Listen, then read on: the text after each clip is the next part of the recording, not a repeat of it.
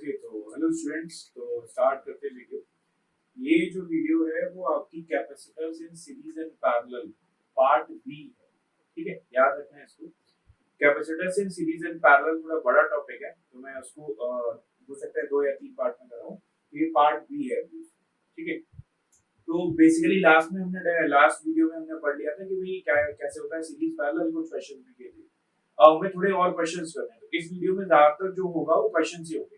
तो जल्दी से देखो भाई, ये एक सर्किट डायग्राम गिवन है और आपसे पूछा हुआ है सी इक्विवेलेंट। बिल्कुल सिंपल सा क्वेश्चन है। ए और बी के across find C equivalent between A and B.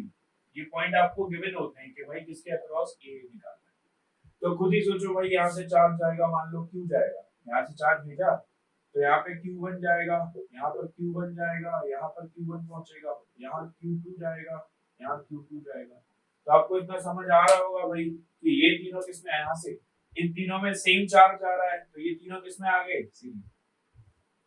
इन दोनों में सेम चार्ज आ रहा है, तो ये दोनों किसमें आ गए, सीरीज। अब मैं इनको जोड़ देता हूँ, तो इनका मैं कैपेसिटेंस मान लेता हूँ C डैश। तो 1 अपॉन C डैश, इन तीनों को मिला के जो बना वो C डैश। तो 1 upon C dash is 1/4 plus 1/2 plus 1/4। ठीक है, इसको सॉल्व करो भाई। 1 plus 2 plus 1, तो C dash कितना आ गया, 1 माइक्रोफैराड। यानी इन तीनों का कॉम्बिनेशन आ गया 1 माइक्रोफैराड। अब इसको मान लेता हूं मैं, ये और ये, तो इसको मैं मान ले रहा हूं C डबल डैश। तो ये दोनों सीरीज में है, तो 1 upon C double dash is equal to 1/4 plus 1/2। तो 1/4 plus 1/2, तो C डबल डैश कितना आ जाएगा, सॉल्व होके आएगा 3/4, तो it will come out to be 4/3। इसका मतलब समझे। अब मैं क्या कर सकता हूँ, इन तीनों को हटा सकता हूँ और इसकी जगह C डैश लगा सकता हूँ। मैं हटा दे रहा हूँ तीनों को, तो मैंने तीनों को हटाया और इसकी जगह सिंपली C डैश लगा दिया। ये रहा मेरा C डैश, जिसकी वैल्यू कितनी है, 1 माइक्रोफैराड। इन दोनों का इक्विवेलेंट आया C डबल डैश, तो इन दोनों को हटा दे रहा हूं और इनकी जगह सिंपल क्या लगा दूं, C डबल डैश। तो ये C डबल डैश लगा दिया, तो C double dash is 4/3 microfarad. अब देखो थोड़ा ध्यान से, ये और ये वाला, इसका ये पॉइंट, इसका ये पॉइंट कॉमन हो गया। ये यहां जा रहा है कनेक्ट होके और ये भी यहां जा रहा है कनेक्ट होके, दोनों पॉइंट कॉमन हो गए, तो दोनों किसमें हो गए, पैरेलल। तो अब इन दोनों को पैरेलल मान ले रहा हूं मैं, ये C डैश था, ये C डबल डैश। तो अब इन दोनों का कॉम्बिनेशन जो है वो निकल आएगा C ट्रिपल डैश। लेकिन ये पैरेलल में है तो डायरेक्ट ऐड होंगे, तो 1 plus 4/3, तो 3 plus 4 it will come out to be 7/3 microfarad. ठीक है, तो इन दोनों का कॉम्बिनेशन आ गया 7/3। अगर मैं इन दोनों को हटाऊंगा तो इनकी जगह कितना लगाऊंगा, 7/3। तो वही इनको भी हटा दे, तो इनको भी फाइनली हटा दिया मैंने और इन दोनों की जगह मैंने लगा दिया, ये सिग्नल लगा दिया 7/3। अभी C ट्रिपल डैश जो आया था 7/3 माइक्रोफैराड, ये इसके साथ किसमें हो गया, सीरीज में हो गया। ठीक है, तो फाइनल आंसर निकाल दे रहा हूं, 1 अपॉन C, इनका फाइनल कितना आएगा, C इक्विवेलेंट। तो 1 upon C equivalent equals 1/4 plus 1 upon 7/3। तो 1 upon C equivalent equals 1/4 plus 3/7। LCM आ गया 28, 7 प्लस 12, तो इससे C equivalent कितना आ गया, 28/19 माइक्रोफैराड। ये रहा वही इस बार। ठीक है भाई, तो देखो भाई ये वाला क्वेश्चन देखो। 4 कैपेसिटर गिवन है, C1 C2 C3 C4। नीचे AB पे कोई बैटरी कनेक्टेड होगी, इसका पोटेंशियल है 500 वोल्ट। तो क्वेश्चन ही लिखा हुआ है, given C1 C2 C3 C4, सबका कैपेसिटेंस है 10 microfarad. Find charge on each capacitor. सारे कैपेसिटर पे हमें चार्ज निकालना है। एक पार्ट और जोड़ देता हूं, एंड आल्सो C इक्विवेलेंट, और आपको C इक्विवेलेंट भी निकालना है और चार्ज भी निकालना है। ठीक है, तो अब क्वेश्चन को शुरू करते हैं। तो खुद ही देखो, यहां से जब चार्ज जाएगा आपका, यहां से चार्ज जाएगा तो ऊपर जाएगा, मान लो Q1, इस पर भी Q1 और इस पर भी Q1। इधर से आया चार्ज Q, ऊपर Q1 चला गया, तो इधर कितना जा रहा है, Q। तो इतना समझ आ गया होगा, ये तीनों किसमें है भाई, ये तीनों सीरीज। तो ये तीनों सीरीज में है, तो इनका निकाल देता हूँ। सबकी वैल्यू 10 माइक्रोफैराड है, याद रखना, ये मैं हटा दे रहा हूँ, सबकी वैल्यू 10 माइक्रोफैराड, ठीक है। तो ऊपर वाला का कॉम्बिनेशन में मान ले रहा हूँ C डैश, तो 1 upon C dash will be 1/10 plus 1/10 plus 1/10। तो इसे सॉल्व करो, C डैश कितना आ गया भाई आपका 3/10 यानी 10/3 माइक्रोफैराड। तो C डैश आ गया आपका 10/3 माइक्रोफैराड। क्लियर है भाई, ये आ गया C डैश। नीचे वाला C4 कितना है? अब ये जो ऊपर वाला C डैश बना और ये जो C4 है वो किसमें हो गए? पैरेलल में हो गए भाई, इनका कॉम्बिनेशन C डैश बन गया और C4। तो मैं लिख दे रहा हूं C dash and C4 are in parallel, तो मैं C इक्विवेलेंट निकाल देता हूं। तो C डैश एंड C4 किसमें है? पैरेलल। तो C इक्विवेलेंट निकाल देता हूं, 1 upon C equivalent equals 1 upon C dash plus 1 upon C4। तो 1 upon C equivalent is equal to what? 3/10 plus 1/10. So, तो भाई पैरेलल में है, पैरेलल में तो डायरेक्ट जुड़ते हैं। तो C equivalent is C dash plus C4, parallel में तो डायरेक्ट जुड़ते हैं। तो ये कितना है? 10/3 माइक्रोफैराड प्लस C4 कितना है? C4 तो 10 था, 10.5 है। तो ये कितना आंसर आ गया? 40/3 माइक्रोफैराड, ये आंसर है। ठीक है, तो हमारे फर्स्ट पार्ट का आंसर आ गया कि C इक्विवेलेंट जो है वो 40/3 है। अब हमें थोड़ा और सॉल्व करना है कि क्या होगा। तो मैंने C इक्विवेलेंट निकाल दिया, C इक्विवेलेंट को मैं हटा देता। अब ध्यान से देखो, मुझे चार्ज निकालना है। तो चार्ज निकालने के दो तरीके हैं, एक तो टोटल चार्ज निकाल लो कि भाई टोटल चार्ज कितना होगा, फिर देख लो कि इधर कितना चार्ज आएगा और उधर कितना चार्ज आएगा। ठीक है, एक तरीका वो है, तो वो तरीका भी बता दे रहा हूं मैं। अभी मैंने C इक्विवेलेंट निकाला है, तो C इक्विवेलेंट कितना निकाला है मैंने? 10/3 माइक्रोफैराड। तो मैं टोटल चार्ज निकाल लूं, सॉरी 40/3 आया था ना हमारा, 40/3। तो टोटल चार्ज निकाल लूं, Q equals C equivalent into V, ऐसे निकाल सकता हूं। तो Q इक्वल्स C इक्विवेलेंट कितना है भाई? 40/3 इनटू V, V कितना है? 500। तो इससे मुझे Q मिल जाएगा, Q कितना मिल जाएगा? 1 2 3 डिवाइडेड बाय 3। अब इस Q को मैं डिस्ट्रीब्यूट कर दूंगा, ऊपर क्या रेशियो है?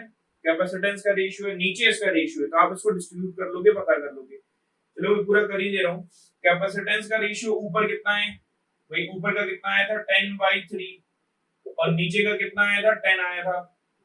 तो चार्ज कितना है हमारे पास? जो Q चार्ज है वो डिस्ट्रीब्यूट होगा इस रेशियो में। तो पहले वाले को कितना मिलेगा? 10/3 अपॉन 10 प्लस 10/3 इनटू कितना कर लोगे भाई आप? Into Q। इसको कितना मिलेगा? 10/3 प्लस 10 इनटू कितना कर लोगे? Q। ये हो गया हमारा। ठीक है, इसको सॉल्व कर लेना। ये थोड़ा सा लेंथी प्रोसेस है, मैं आपको सिंपल डायरेक्ट प्रोसेस बताऊं तो वो कितना आएगा। इसको सॉल्व करोगे तो चलो मैं वैल्यू बता दे रहा हूं इसकी। एक आएगा आपका 10 है, तो ये आएगा Q1 जो है ये सॉल्व हो के आएगा आपका 5000/3 माइक्रोकूलम, और Q2 जो है वो सॉल्व हो के आएगा आपका 5000 माइक्रो। ठीक है, ये सॉल्व कर लिया। अब मैं एक दूसरा तरीका बताता हूँ, सिंपल वाला तरीका। ये तो मैंने कर ही लिया। अब सिंपल वाला तरीका देखो, सिंपल वाला तरीका हमें ये बोल रहा है पोटेंशियल की हेल्प से करते हैं, वो ज्यादा बेटर है। ऊपर 3 कैपेसिटर कनेक्टेड है, ऊपर अगर 3 कैपेसिटर कनेक्टेड है तो तीनों खींच रहे होंगे, और इनका कैपेसिटेंस हमने अभी निकाला ही था C डैश, जो कि 10/3 था। तो ऊपर वाले तीनों मिलके बैटरी से चार्ज खींच रहे होंगे, तो ऊपर वाले तीनों में सेम चार्ज आ रहा है। तो ऊपर वालों को पोटेंशियल कितना मिल रहा है भाई? इन सबको पोटेंशियल कितना मिल रहा है? 500 वोल्ट। कैसे पता चला मुझे 500? क्योंकि ये तीन, ये ब्लू कलर से बने हुए हैं, ये कहां कनेक्टेड है? बैटरी से। कहां कनेक्टेड है? बैटरी से। तो ऊपर वालों को पोटेंशियल कितना मिल रहा है? 500 वोल्ट। तो ऊपर वालों का चार्ज कितना है? Q1। कैपेसिटेंस कितना है ऊपर वालों का? C dash. सबका मिला दिया मैंने क्योंकि तीनों मिलके खींच रहे हैं, इनटू V। तो Q1 will be C dash is 10/3 into V, V कितना है? 500। तो Q1 डायरेक्ट आ गया हमारे पास 5000/3 माइक्रोकूलम। याद रखना, ये इंपॉर्टेंट है। अब Q2 पे चलते हैं। Q2 कौन किसका चार्ज है? कैपेसिटेंस 4 का। कहां कनेक्टेड है? डायरेक्ट बैटरी से। तो बैटरी का पोटेंशियल 500 है, तो इसका पोटेंशियल भी कितना हो गया? 500 वोल्ट हो गया, तो इसका डायरेक्ट पोटेंशियल मिल गया। तो चार्ज कितना निकाल दूं मैं, Q2, कैपेसिटेंस कितना है भाई इसका C4, पोटेंशियल कितना है V, तो C4 कितना है 10, V कितना है 500, तो Q2 कितना आ जाएगा 5000 माइक्रोकूलम। ठीक है, तो ये हो गया हमारा भाई आंसर। तो देखो भाई ये वाला क्वेश्चन देखो, ये इनफाइनाइट लैडर का क्वेश्चन है। इनफाइनाइट लैडर मतलब एक पैटर्न बना हुआ है और वो इंफिनिटी तक जा रहा है, तो आपको इसका कैपेसिटेंस निकालना है। तो देखो इंफिनिटी से जा रहा है, फिर भी हमें कैपेसिटेंस निकालना है, और किन पॉइंट्स के अक्रॉस निकालना है, ए और बी के अक्रॉस। तो हमें ए और बी के अक्रॉस इसका कैपेसिटेंस निकालना है। ठीक है, इनफाइनाइट लैडर। अब इसमें एक मैं बेसिक कांसेप्ट यूज करता हूं। अगर कोई चीज बहुत बड़ी है, जैसे यहां से छोटी छोटी छोटी छोटी चेंज हो रही है, एक सिंपल से कांसेप्ट को मेरे समझना, फिर हम इसे सॉल्व करेंगे। मान लो कि ये कोई चेन है और ये इंफिनिटी तक जा रही है, ये इंफिनिटी तक जा रही है, तो मान लो इस चेन की टोटल मास मान लेता हूं, मान लो इस चेन का टोटल मास m है, बहुत बड़ी चेन है इंफिनिटी तक। तो अगर मैं इस चेन में से एक छोटा सा हिस्सा निकाल दूं, एक छोटा सा हिस्सा मैंने अवॉइड किया, तो बाकी बची हुई चेन का मास भी कितना हो जाएगा, m ही होगा। यानी कि बहुत बड़ी चीज में से अगर मैं एक छोटी सी यूनिट उसकी बाहर निकाल दूं, तो उसकी वैल्यू पे कोई फर्क नहीं पड़ता। हमें सिर्फ ये लॉजिक इसमें यूज करना है। क्लियर? तो एक बहुत बड़ी चीज में से सिमिलर, इसका कैपेसिटेंस हमें नहीं पता कि कितना है, तो मैं इसका कैपेसिटेंस कुछ मान लेता हूं। तो मैंने माना कि पूरी की पूरी सर्किट का कैपेसिटेंस है C। ध्यान से सुनना, पूरी की पूरी सर्किट का कैपेसिटेंस है C। अब मैं इसे इसमें से एक छोटी सी यूनिट निकाल दूं, चेन में से छोटी कड़ी बाहर निकाली थी, तो इसमें से अगर छोटी सी यूनिट निकाल दूं, तो जो बचेगा उसका कैपेसिटेंस भी कितना होगा, C होगा। अब वो यूनिट कैसे निकालनी है वो ध्यान रखना है। रिपीटेड यूनिट निकालनी है जो रिपीट हो रही है। कहां से रिपीट हो रहा है, ये 1 है, ये 2 है, तो यहां से कहीं से रिपीट हो रहा है, दिख रहा होगा ये। ठीक है, यहां से, यानी यहां कट लगा हुआ है कोई, ये कट लगा होगा कोई भी, देखो ये कट लगा हुआ है, यही चीज तो बार बार रिपीट हो रही है आगे जाके, जो ये है फिर ये है फिर ये है, तो ये कट लगा हुआ है। इसका मतलब ये हुआ कि इतना हिस्सा अगर मैं निकाल दूं, बहुत बड़ी यूनिट है उसका C था, लेकिन एक छोटा सा हिस्सा निकाल दिया, तो जो भी बचा उसका भी कैपेसिटेंस कितना होगा, C। बहुत बड़े में से छोटा सा हिस्सा निकाला तो कितना बचेगा, C ही बचेगा। अब मैं इस सर्किट डायग्राम को रीड्रॉ कर ले रहा हूं, यानी इसका जो ये है इसका C मानना है, टोटल का भी C मानना है, और ये दो। अब देखो सर्किट डायग्राम, A B, आगे चले, नीचे कौन मिला, 1 माइक्रोफैराड, ये कनेक्ट हो गया। यहां कौन मिला, 2 माइक्रोफैराड। इसके बाद पूरी चेन स्टार्ट हो गई, और इस बची हुई चेन का है कितना, बची हुई चेन का कितना है, C। बची हुई चेन का C। अब ध्यान से देखो टोटल भी कितना है इसका, टोटल भी तो अभी आपको बताया था कि टोटल भी तो इसका C है। तो अब हम इसका टोटल निकाल लेंगे। टोटल कैसे निकालेंगे, 2 और C, ये 2 और ये वाला C सीरीज में, उसके बाद इसके साथ पैरेलल में, तो C इक्विवेलेंट आ जाएगा। तो C इक्विवेलेंट किसके बराबर रखेंगे, C के। फिर से देख लो, ये और ये सीरीज में, इसके बाद ये पैरेलल में, तो हमें सर्किट का टोटल आ गया कैपेसिटेंस, और उसको किसके बराबर रखेंगे, C। तो अब देखो कर लेते हैं उसको, ये दोनों कितने आ गए भाई, ठीक है, पैरेलल में कितना आता है, बताया C1 C2 upon C1 plus C2, तो इसको चाहो तो सॉल्व कर लो, C डैश मान लिया मैंने, तो 1 upon C dash is 1/2 plus 1/C। इसको वैसे डायरेक्ट करना सीखो भाई, इसको सॉल्व कर लोगे, C1 C2 upon C1 plus C2, तो कितना हो जाएगा, 2C upon C plus 2। अब इस C डैश को इसके साथ किसमें रखूं, पैरेलल में, तो C डैश को, यानी अब मैं लिख रहा हूं C इक्विवेलेंट कितना आएगा, C डैश प्लस 1, इसको इसके साथ जोड़ दिया तो मुझे टोटल C इक्विवेलेंट मिल गया, इसको इसके साथ पैरेलल में जोड़, तो C इक्विवेलेंट है कितना, व्हाट इज C इक्विवेलेंट तो C है, C डैश कितना है, 2C upon C plus 2 plus 1। ठीक है भाई, ये इक्वेशन बन गई। अब हम इसको सॉल्व कर लेंगे, ये हटा रहा हूं मैं, ये कितना आएगा, C square plus 2C equals 2C 2C plus 1 और ये आ जाएगा आपका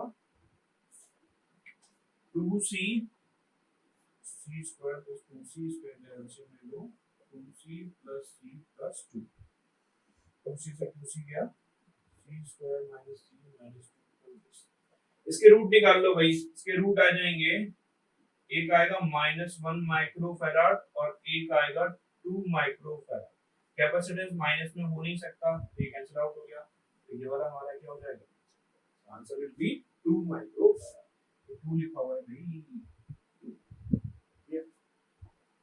तो भाई देखो ये वाला क्वेश्चन देखो हमें चार कैपेसिटर्स गिवन है C1 C2 C3 C4 ये स्विच बीच में कनेक्टेड है और नीचे बैटरी है बैटरी का पोटेंशियल है 360 वोल्ट इस स्विच को समझ लो जैसे नॉर्मल हमारे घर में स्विच होते हैं तो हम ऑन ऑफ करते हैं ठीक है तो वहां पर तो हम ऑन ऑफ बोलते हैं यहाँ पर हम बोलेंगे ओपन और क्लोज्ड अगर स्विच ओपन होगा तो चार्ज फ्लो नहीं करेगा यानी वो ऑफ है स्विच अगर क्लोज्ड होगा तो चार्ज फ्लो करेगा यानी कि वो ऑन है इसको याद रखना तो क्वेश्चन ये है initially the switch S is open find the charge that flows through the switch when the switch is closed तो शुरुआत में स्विच ओपन है अब हम इस स्विच को अगर क्लोज कर दें तो इस क्लोज स्विच के थ्रू कितना चार्ज फ्लो करेगा ऊपर से नीचे जाए नीचे से ऊपर जाए वो जो भी होगा वो आपको बता ठीक तो अब मैं इसकी सिचुएशन बना रहा हूं पहले मैं दो सिचुएशन बनाऊंगा इनिशियल जब स्विच ओपन था फिर फाइनल जब स्विच क्लोज हो गया तो देखो भाई इसको इनिशियल में मैंने ये बनाया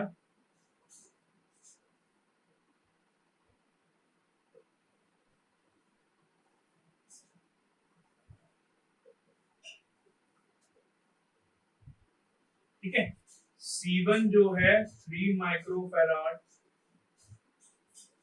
C2 6 microfarad C3 6 microfarad C4 3 microfarad battery का पोटेंशियल कितना है 360 अब ध्यान से देखो मैंने बीच वाले वायर को बनाया ही नहीं क्योंकि स्विच ओपन है तो यहां से चार्ज यहाँ जा ही नहीं सकता तो इसका कोई मतलब ही नहीं है अभी जब स्विच ओपन होगा तो इसका कोई मतलब नहीं है तो मैंने इसको ड्रॉ ही नहीं किया अब मैं बना रहा हूँ फाइनल अब ध्यान से देखना अब स्विच को मैं क्लोज करूंगा स्विच को क्लोज करने का मतलब होता है इसको ऐसे क्लोज कर दिया तो अब ऊपर से चार्ज नीचे फ्लो कर सकता है तो आपको ये वायर अब बनाना पड़ेगा तो फाइनल सिचुएशन अब मैं बना रहा हूँ तो फाइनल सिचुएशन क्या हो जाएगा इस तरीके से इससे अच्छा एक चीज और समझो फाइनल में जब मैं फाइनल में स्विच को क्लोज कर दूंगा तो यहाँ पे एक वायर बना दूंगा तो ध्यान से देखो ये एक वायर बना दिया ये वाला पॉइंट मेरा एक हो गया ये वाला एक हो गया ये A है ये B है तो जब तक इन दोनों पॉइंट को हम क्या कर सकते हैं ज्वाइन कर सकते हैं समझ आ रहा है कि नहीं इन दोनों पॉइंट को हम क्या कर सकते हैं ज्वाइन कर सकते हैं तो जैसे ही स्विच ओपन था तो वो सर्किट था जैसे ही स्विच क्लोज हुआ तो इन दोनों पॉइंट को मैं ज्वाइन कर दूं जब तक बीच में कोई चीज नहीं होती है तो उन दोनों पॉइंट को हम ज्वाइन कर सकते हैं बीच में कोई चीज तो है नहीं तो इन दोनों पॉइंट को मैं ज्वाइन मान लूं तो मैं इसका जो फिगर बना रहा हूं वैसे बना दूं समझ आया क्योंकि जैसे ही मैंने स्विच को क्लोज किया जैसे मैं यहां बना के दिखा रहा हूं ये देखो ऐसे बनेगा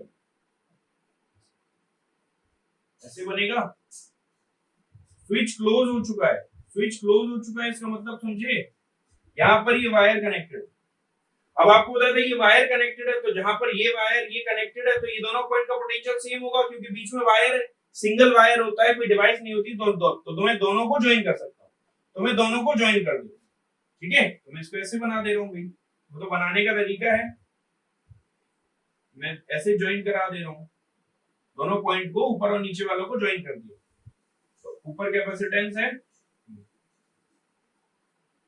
ये दोनों ज्वाइन कर दिए ऐसे बन जाए तो स्विच क्लोज होने के बाद मैं इन दोनों पॉइंट को ज्वाइन कर दूंगा तो इन दोनों को ज्वाइन कर दिया तो ये ऐसे बन गया तो C1 कितना आया